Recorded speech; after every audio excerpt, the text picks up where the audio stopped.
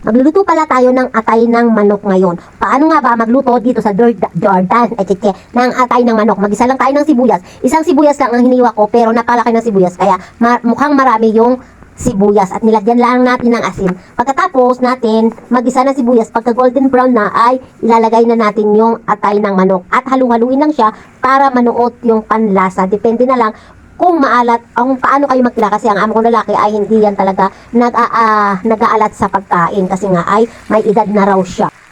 Alam niyo naman, pag may edad ay iwas na talaga sa mga maaalat. Kayo ba, iwas na rin kayo sa maalat? Kasi ako rin ay iwas na rin ako sa maalat kasi nga ay tumatanda na tayo.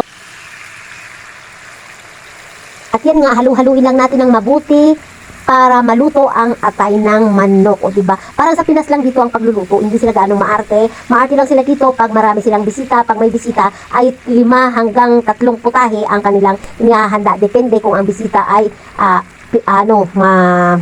yung may sinasabi. Ayan, tinakpan lang natin para siya ay maluto. O diba? Ganyan lang magluto dito sa Jordan. Hindi sila masyadong maarte sa pagkain, lalo na yung amo kong lalaki. At pagkatapos nga ay naghiwa na rin ako ng kamatis at saka yung dahon-dahon na hindi ko alam ang pangalan. Ganyan siya. Paborito yan ng amo ko, yung dahon-dahon. At saka merong olive. Tapos yung tinapay nila ay napakalaki. Yan yung tinapay dito. Walang palaman. O, ganyan lang ako magluto. Tapos yan ang tanghalian ng amo kong lalaki. Siya lang kakain yan kasi kami kumain na kami. Siya lang ang hindi pa kumain kasi lumabas siya. O diba, ganyan lang guys. Bye-bye. Subscribe my channel.